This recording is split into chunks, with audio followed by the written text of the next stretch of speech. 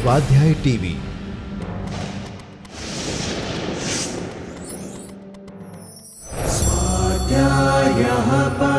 Doctor Baba Saheb Ambedkar open university.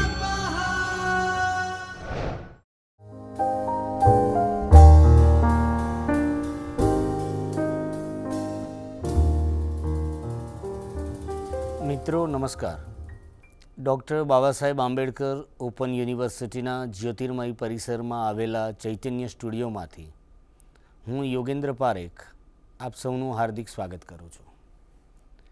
मित्रों, अर्वाचीन गुजराती साहित्यનો इतिहास तेना विविध युग विभागोमांथी आपणे अगाऊ सुधारक युग विषे वात करी। आजे आपणे पंडित युगનું साहित्य ए विषय पर चर्चा करीशुं। पंडित युगનું साहित्य युग विभाजन थाय त्यारे एने चोक्कस कालखंडमां ओळखवो पड़े। पंडित युग एटले 1885 थी लईने 1915 सुधीनो समय।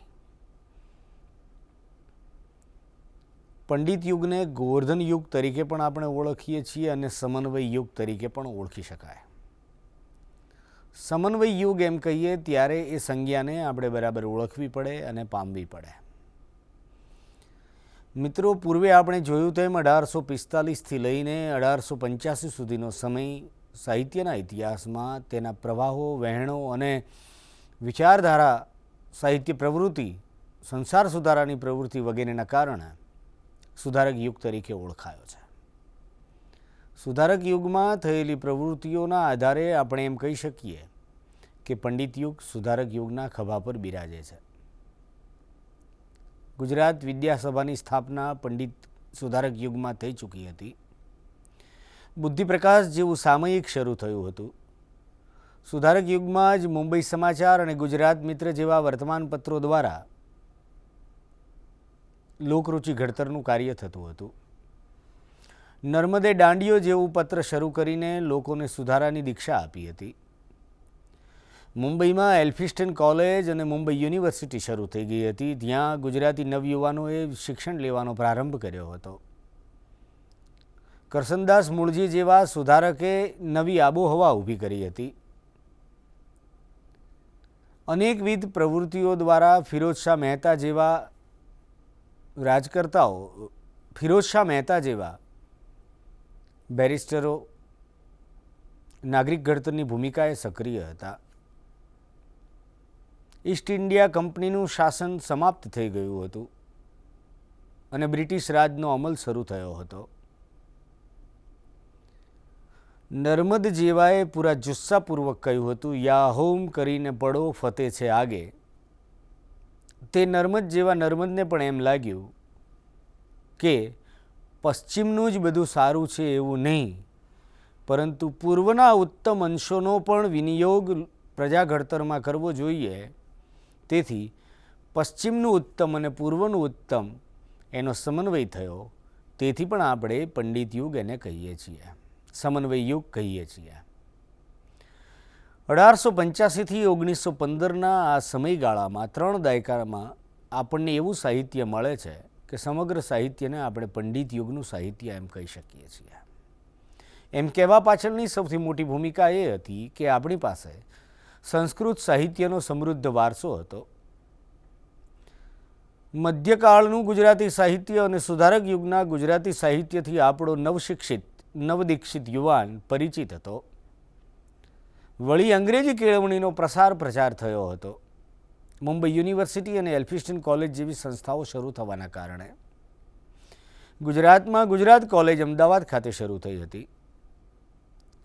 આ બધાથી પરિચિત થયેલો અને સમૃદ્ધ થયેલો આપણો યુવાન જે સાહિત્ય સર્જન કરે છે તેમાં અંગ્રેજી કેળવણી, અંગ્રેજી સંસ્કૃતિ, અંગ્રેજી સાહિત્ય, સંસ્કૃત સાહિત્ય અને ત્યાં સુધી પ્રગટ થયેલા ગુજરાતી સાહિત્યની 3 ભાષાની અસરથી સમૃદ્ધ થયેલો એવો આપણો સર્જક ખરા અર્થમાં પંડિત હતો।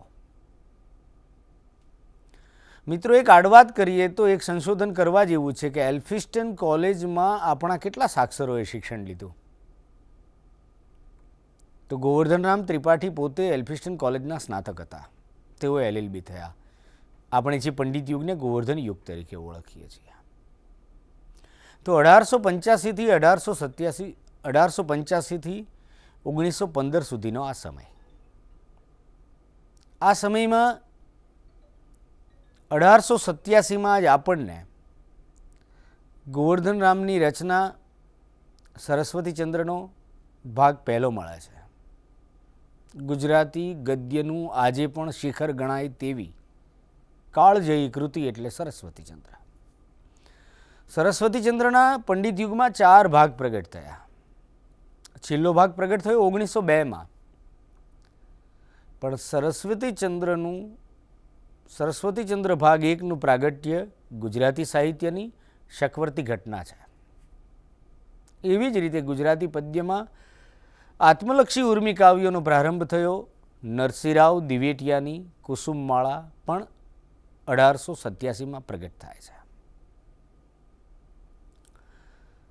1887નું આ વર્ષ એ રીતે ગુજરાતી સાહિત્યમાં યાદગાર બની રહ્યો.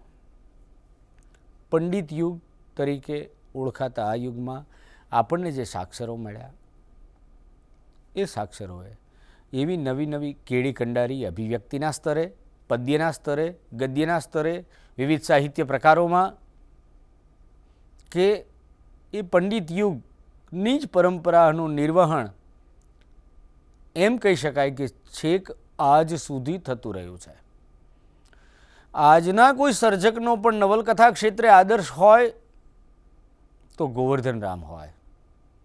એ પછી ઘણા પ્રયોગો થયા, આધુનિક યુગ આવ્યો, એબ્સર્ડ અને અસ્તિત્વવાદ આવ્યો, પરંતુ ગોવર્ધન રામે જે કીર્તિમાનો સર કર્યા તે આજે પણ ઘણા સર્જકો માટે આદર્શ હોઈ શકે. તો મિત્રો, ખુદ નર્મદ એના જીવનના અંતિમ દિવસોમાં એમ કહે છે, ભૂલ્યા ત્યાંથી ફરી ગણો. અને એ નર્મદને નડિયાદના સાક્ષર મણીલાલમાં શ્રદ્ધા બેસે છે અને નર્મદ એમ કહે છે કે મારું અધૂરું રહેલું કામ આ જુવાન દ્વારા પૂરું થવાનું છે. પશ્ચિમના આંધળા અનુકરણમાંથી આપણું સાંસ્કૃતિક અને સાહિત્યિક પુનરુત્થાન થાય છે. આ પંડિત યુગમાં બળવંતરાય ઠાકોર જેવા કવિ નવી કાવ્ય વિભાવના રજૂ કરે છે. બળવંતરાય ઠાકોર વિચાર પ્રધાન કવિતાની જીકર કરે છે. એટલે નર્મદ અને નરસિંહરાવ પછી કવિતાનું ત્રીજું ઉડ્ડયન જેને કહેવાય એ પંડિત યુગની ગુજરાતી કવિતામાં આપણને જોવા મળે છે. આપ જોશો તો જણાશે કે કવિતા ક્ષેત્રે સોનેટ જે બળવંતરાય ઠાકોરમાં આપણને ભણકાર દ્વારા મળે છે, મારા સોનેટ એમ બળવંતરાય ઠાકોરે કાવ્ય સંગ્રહ આપ્યો છે. તેમની સમગ્ર કવિતા પછી 1952માં ભણકારમાં પ્રગટ થઈ છે. ખંડકાવ્ય, કાંત ખંડકાવ્યના પિતા ગણાય કવિ કાંત. ગઝલ, તો મિત્રો સોનેટ, ખંડકાવ્ય અને ગઝલ જેવા કાવ્ય સ્વરૂપો અભિવ્યક્તિની એક બહુ જુદી જ ઊંચાઈ પામે છે, જુદી દિશા પામે છે. બળવંતરાય ઠાકોરે જ્યારે વિચાર પ્રધાન કવિતાની જીકર કરી ત્યારે પદ્યમાં જ કહ્યું, એ પંક્તિ હું આપની સમક્ષ રજૂ કરીશ. પુષ્કળ કવિતા માત્ર પોચટ આંસુ સારતી, પુષ્કળ કવિતા માત્ર બલિહારી ભાષા તણી. એટલે કાવ્યમાં જથ્થાનું નહીં પણ ગુણવત્તાનું મહત્વ. અર્થસઘન, વિચાર સઘન કાવ્ય, કાવ્ય કળા વિશેની વિવેચનાત્મક એક જુદી સભાનતા, એની વાત બળવંતરાય ઠાકોરની કાવ્ય વિભાવનામાં આપણને મળે છે. એટલે નર્મદ, દલપત, દલપતરામ જેવા સંસાર સુધારાના અગ્રણીઓની વિદાય પછી પંડિત યુગમાં આપણને સાક્ષર ગોવર્ધન રામ, નરસિંહરાવ, મણીલાલ, રમણભાઈ નીલકંઠ જેવા સર્જકો મળે છે. આ સર્જકો દ્વારા માત્ર પાંડિત્યપૂર્ણ સર્જન પ્રગટ થાય છે એવું જ નથી, સંસાર સુધારાનું કાર્ય પણ થાય છે. એ કામ એટલા જ જુસ્સાથી ચાલે છે. અમદાવાદમાં મહિપતરામ રૂપરામ નીલકંઠ આશ્રમ સ્થપાય એ ઘટના પણ પંડિત યુગમાં બને છે. એ આશ્રમ આજે પણ 21મી સદીના બીજા દાયકામાં કાર્યરત છે. એટલે આપણા પ્રાણવંતા પૂર્વજોએ જે પરંપરા ઊભી કરી સર્જનની, સાહિત્યિક પ્રવૃત્તિની, સંસાર સુધારાની પ્રવૃત્તિ, આપણે એમ કહી શકીએ કે છેક સુધારક યુગમાં નર્મદે લખ્યા એવા નિબંધો આજે પણ સુધારા વિષયક નિબંધો લખાય છે.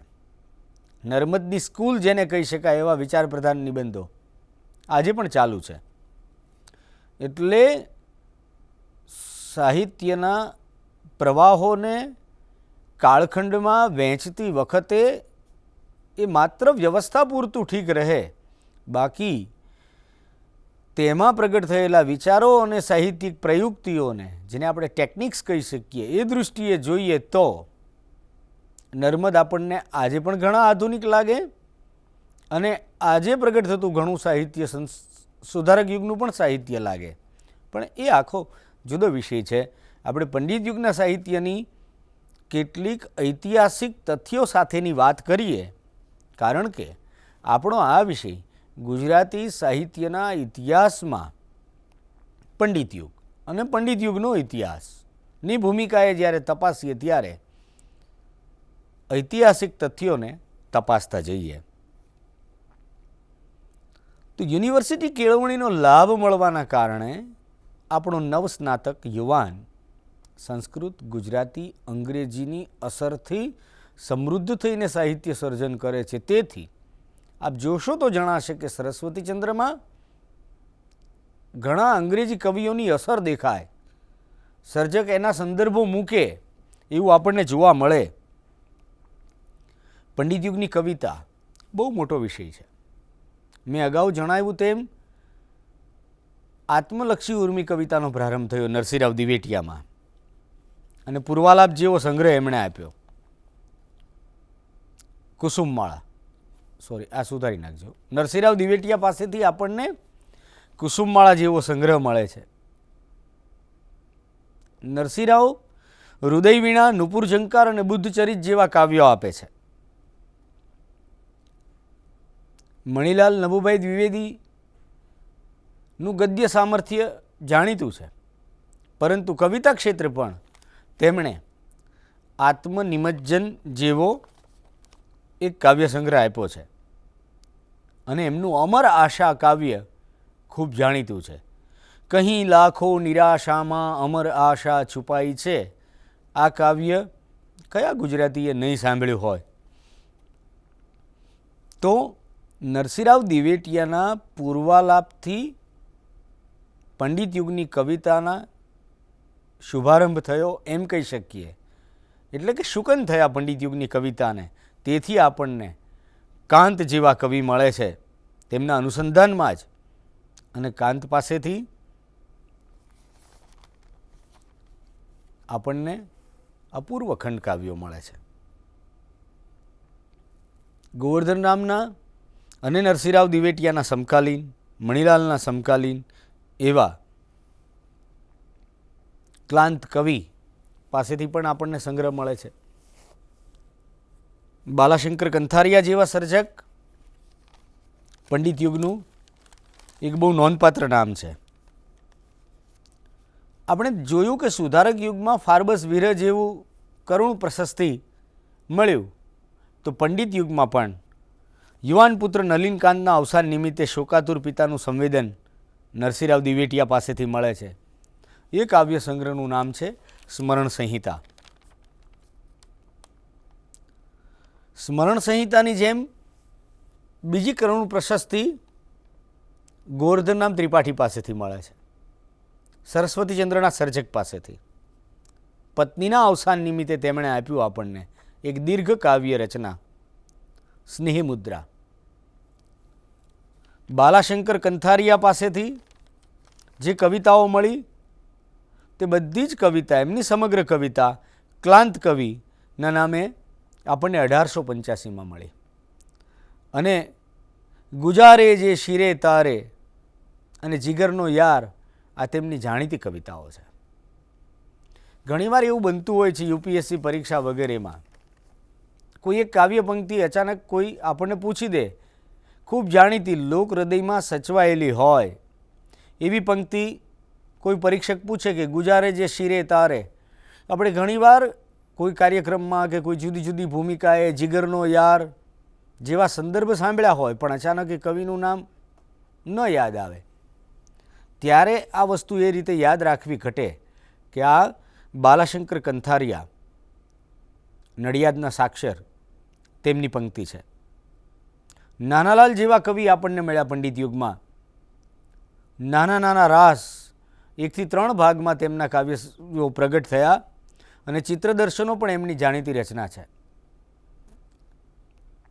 એમણે મહાકાવ્યનો પ્રયોગ કર્યો કુરુક્ષેત્ર નિમિત્તે, પરંતુ કુરુક્ષેત્ર અધૂરું રહી ગયું, તેવું આખું સર્જન ન કરી શક્યા અને એમનું અવસાન થઈ ગયું.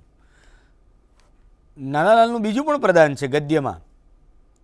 કવિશ્વર દલપતરામના પુત્ર, સુધારક યુગના સમર્થ સાક્ષર દલપતરામના પુત્ર નાનાલાલ પાસેથી કવિશ્વર દલપતરામ એવું ચરિત્ર પણ મળે છે.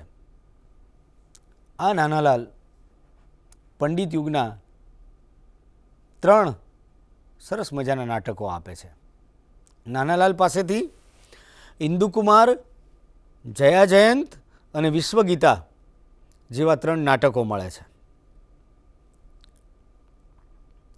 સમગ્ર પંડિત યુગમાં આપણે જોવા જઈએ તો વિવિધ કાવ્ય સ્વરૂપોમાં, ગદ્યના વિવિધ સ્વરૂપોમાં, સુધારક યુગથી આગળ વધીને જે પ્રકારનું સર્જન થાય છે તે અનેક અભ્યાસુઓ દ્વારા જુદા જુદા ઉપક્રમોમાં તેના વિશે ઘણી સમીક્ષા કે વિવેચન બહાર આવ્યું છે.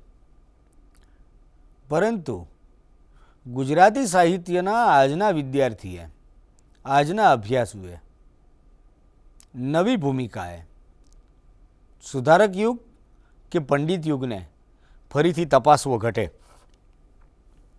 પુનર્મૂલ્યાંકન જેવી પણ આપણે ત્યાં અનેક વિદ્યાશાખાઓમાં, અનેક વિદ્યાલયોમાં અકાદમી સ્તરેથી અને પરિષદ, ગુજરાતી સાહિત્ય પરિષદ જેવા સ્તરેથી કોઈ સર્જકનું પુનર્મૂલ્યાંકનની વિવિધ બેઠકો મોટા જ્ઞાન સત્રમાં કે શિબિરોમાં થતી હોય છે, તેવી રીતે કોઈ એક યુગનું પણ પુનર્મૂલ્યાંકન થવું જોઈએ.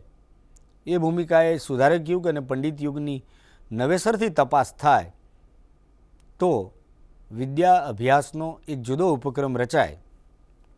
આગળ આપણે વાત કરીએ પંડિત યુગના ગદ્યના સંદર્ભમાં. તો પંડિત યુગમાં આપણને સરસ્વતીચંદ્ર જેવી નવલકથા મળી, રમણભાઈ નીલકંઠ પાસેથી આપણને રાયનો પર્વત જેવું નાટક મળ્યું, ભદ્રમભદ્ર જેવી નવલકથા પણ મળી. 1900ની સાલમાં ભદ્રમભદ્ર પ્રગટ થયું. પંડિત યુગને 1.5 દાયકો થયો. ગુજરાતી સાહિત્યની પ્રથમ હાસ્યરસ પ્રધાન નવલકથા જો કહેવાય તો એ ભદ્રમભદ્ર છે. ભદ્રમભદ્ર એક નામ મટીને વિશેષણ બની જાય એટલી લોકપ્રિયતા આ નવલકથાને મળી હતી.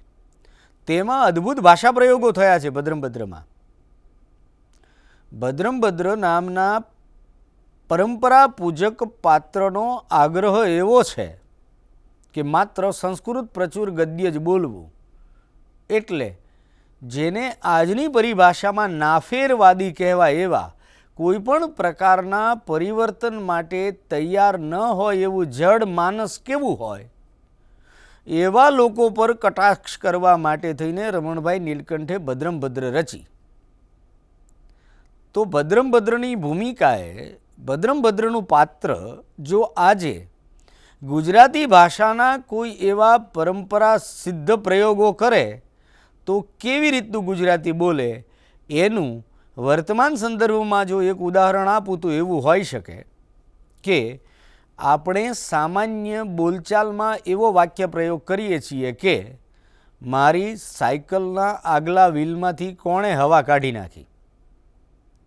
આ જ વાક્ય જો ભદ્રમભદ્ર બોલે તો કઈ રીતે બોલે?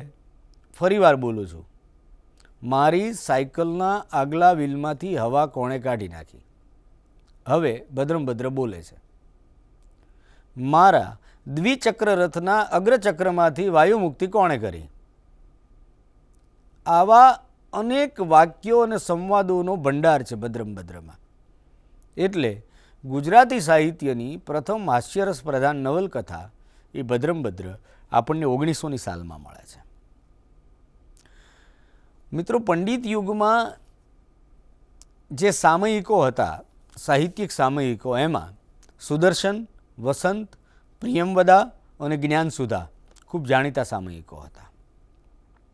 સુદર્શનના સંપાદક તરીકે મણિલાલ નભુભાઈ દ્વિવેદીએ ખૂબ લખ્યું અને તે બધું સાહિત્ય, તે બધા જ નિબંધો સુદર્શન ગદ્યાવલી તરીકે પ્રગટ થયા છે. 1902માં આનંદશંકર ધ્રુવ શરૂ કરે છે વસંત. એ જ આનંદશંકર ધ્રુવ પાસેથી આપણને વસંત સામયિકની સમાંતરે આપણને આપણો ધર્મ વિચાર જેવા નિબંધો અને ગ્રંથ મળે છે. આપણો ધર્મ જેવો ગ્રંથ, જેમણે હિન્દુ ધર્મ વિશે ખૂબ ચિંતન કર્યું આનંદશંકર ધ્રુવે, અને આ નિબંધો આજે પણ કોઈ પણ અભ્યાસુને આવકારે છે, એટલું જ નહીં પડકારે છે. ધર્મ વિશેના તુલનાત્મક અધ્યયનો પંડિત યુગના ગુજરાતી ગદ્યમાં જે રીતે પ્રગટ થાય છે, તે કોઈ પણ અભ્યાસુ માટે એની જિજ્ઞાસા સંતોષે અને ખૂબ ઉપકારક નીવડે એ ભૂમિકાએ લખાયેલા ગ્રંથો છે. તો સુદર્શન, વસંત, પ્રિયમવદા અને જ્ઞાનસુધા જેવા સામયિકો. જ્ઞાનસુધાનું માવજત તો રમણભાઈ નીલકંઠ જેવા સાક્ષર 3 દાયકા સુધી કરે છે.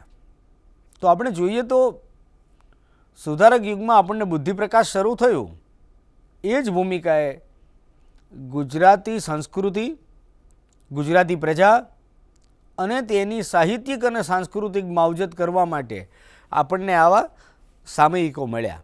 અને આ સામયિકો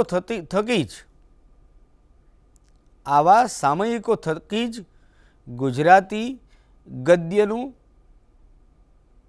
આપણને ઘડતર થયું હોય. ગુજરાતી ગદ્યની ઘડતર કથા આ સામયિકોમાં આપણે જોઈ શકીએ છીએ. નાટકો આપણને મળ્યા પંડિત યુગમાં. અગાઉ કહ્યું તેમ રમણભાઈ નીલકંઠ પાસેથી રાયનો પર્વત,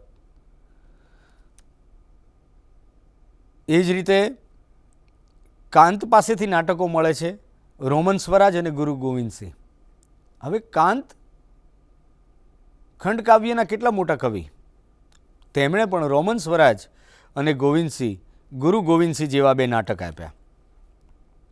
આ સિવાય કાંત પાસેથી શિક્ષણનો ઇતિહાસ મળે છે. જુઓ, 1895 જેટલા વહેલા કાંત શિક્ષણનો ઇતિહાસ જેવું પુસ્તક આપે છે. આજે કોઈ પણ અભ્યાસુ આ વિષયના સંદર્ભમાં વિચારે તો કાંતને 1895 જેટલા વહેલા શિક્ષણનો કયો ઇતિહાસ મળ્યો હશે? મિત્રો,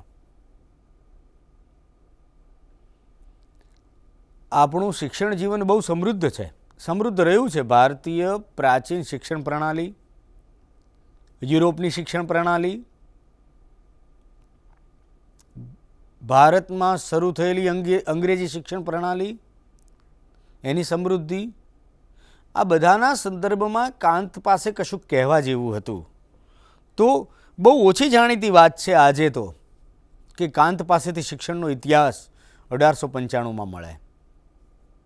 પણ મેં અગાઉ એક શબ્દ વાપર્યો, આપણા પ્રાણવંતા પૂર્વજો. તો આ પ્રાણવંતા પૂર્વજોએ પોતાની ભૂમિકાએથી પોતાના સમયને, પોતાના સંવેદનોને સાહિત્યના ઇતિહાસમાં શબ્દદેહ આપ્યો છે. પિંગળ વિશે પણ કોઈ લખે, જોડણી વિશે પણ લખે, કવિતાનો ઇતિહાસ પણ પોતાની ભૂમિકાએથી લખે, આત્મકથા પણ લખે. જુદા જુદા સાહિત્ય પ્રકારોમાં, જુદા જુદા સાહિત્ય સ્વરૂપોમાં, ગદ્યમાં અને પદ્યમાં 3 દાયકામાં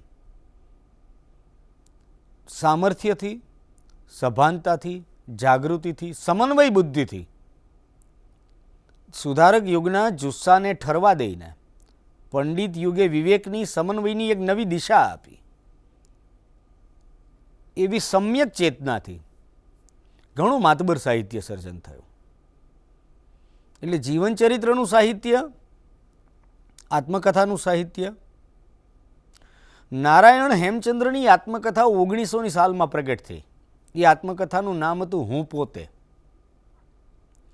મિત્રો, યાદ રાખવા જેવું એમ છે કે સુધારક યુગના સાક્ષર નર્મદ સૌથી પહેલાં આત્મકથા લખનારા ખરા, પરંતુ આત્મકથા પહેલી લખાયા પછી પ્રગટ થઈ હોય એવી ઘટના જો બની હોય તો પહેલી ઘટના એ કે નારાયણ હેમચંદ્રની આત્મકથા હું પોતે. કલાપી પાસેથી અદ્ભુત પત્રો મળે છે. કલાપીની પત્રધારા તરીકે પ્રગટ થાય છે. કલાપીના કાવ્યો તો કલાપીનો કેકારવ રૂપે તેમના શિષ્ય સાગર મહારાજ પ્રગટ કરે છે.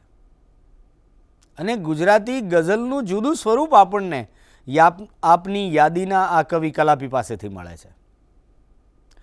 કલાપી પાસેથી પ્રવાસી સાહિત્ય પણ મળે છે, પ્રવાસનું સાહિત્ય પણ. કાશ્મીરનો પ્રવાસ જેવી રચના આપે છે કલાપી.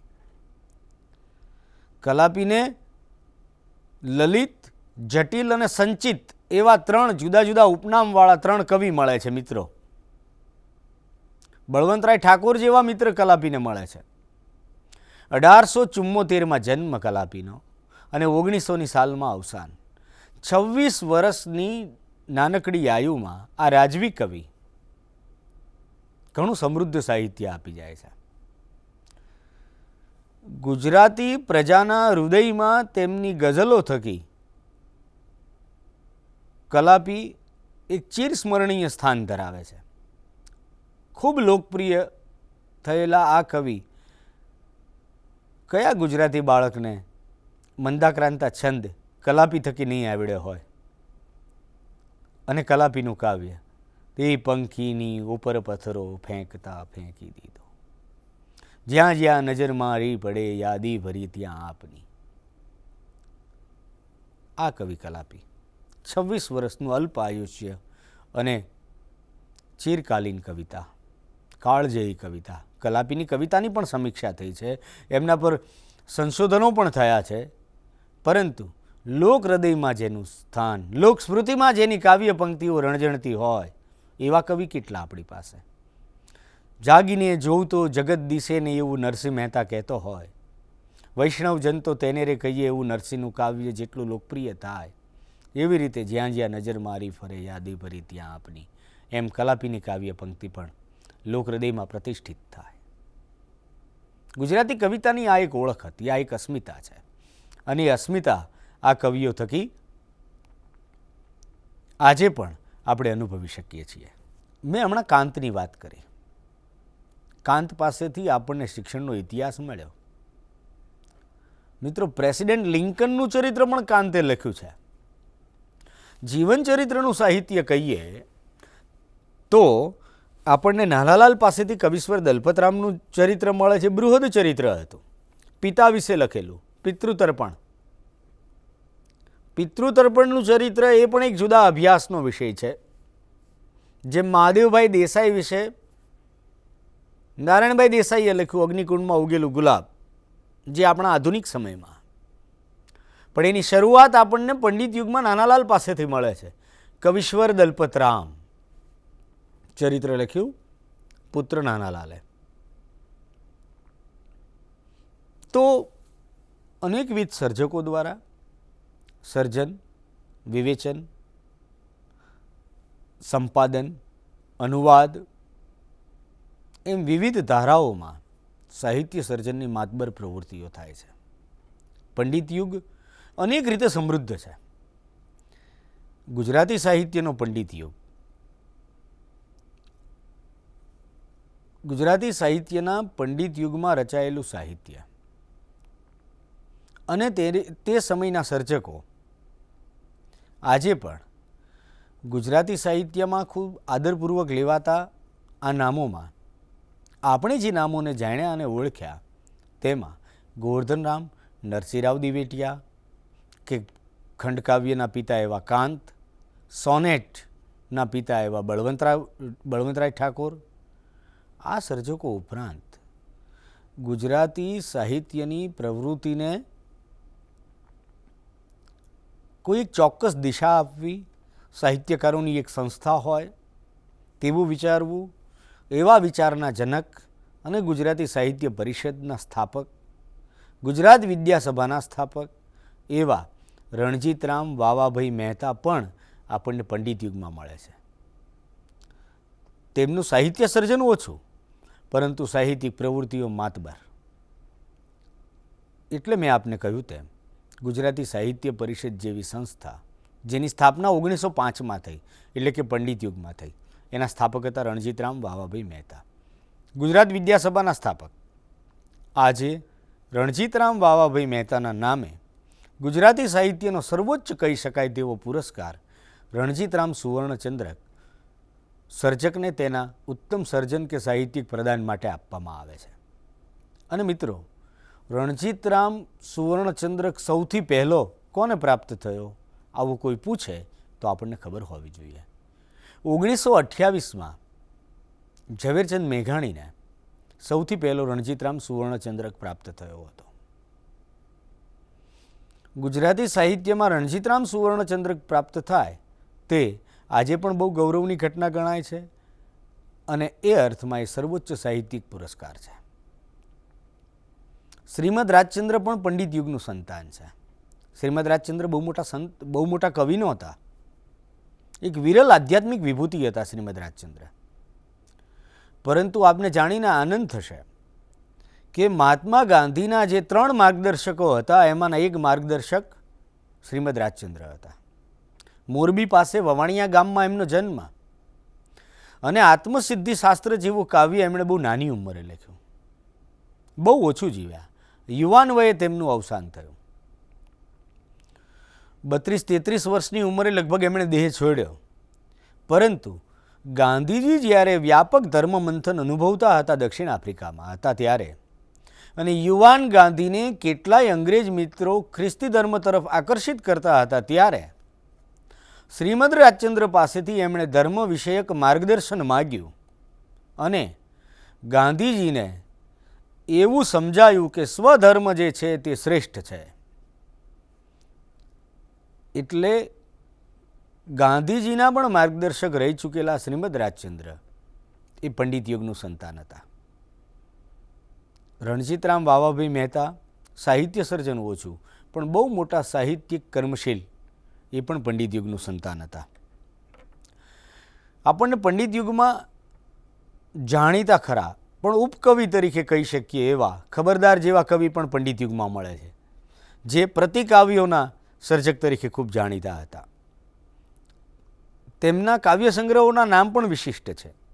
ઈકા પ્રત્યયથી જાણીતા એમના સંગ્રહો છે ખબરદારના. કાવ્યરસિકા, પ્રકાશિકા, વિલાસિકા, ભજનિકા, કીર્તનિકા આ તેમના કાવ્ય સંગ્રહો છે.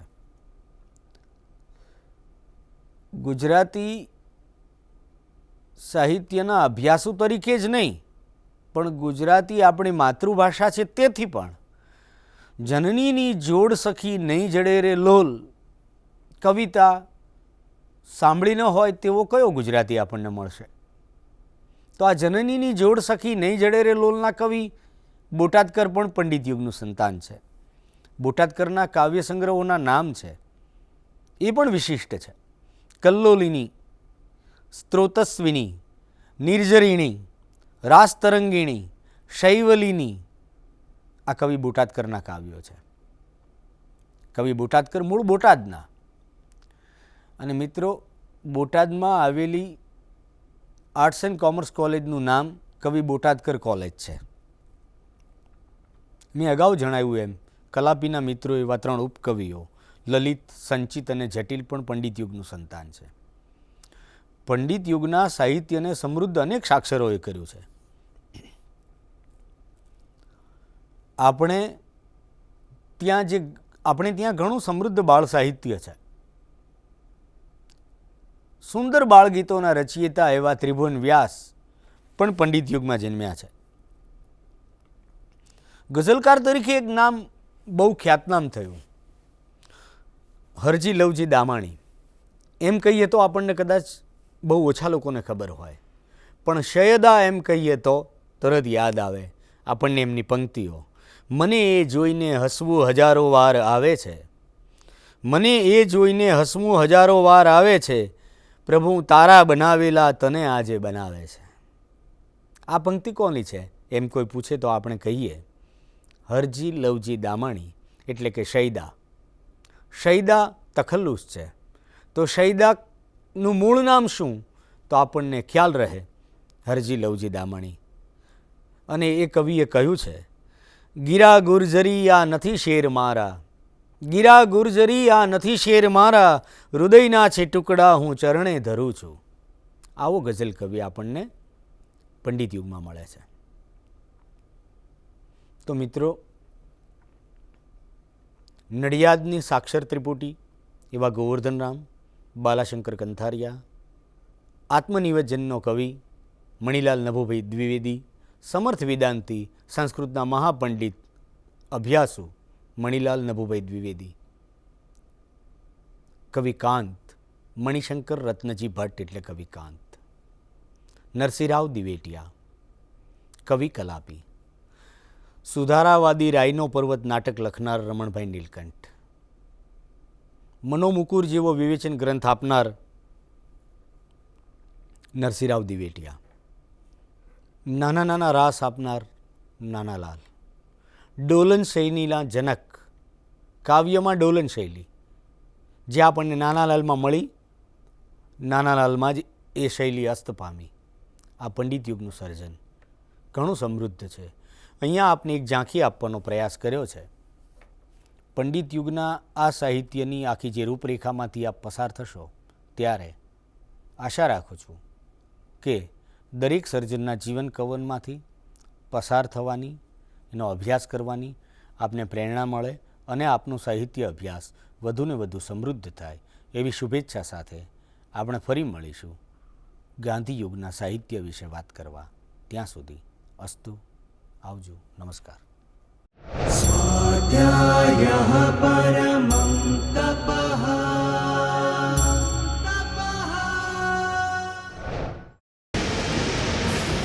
સ્વાધ્યાય ટીવી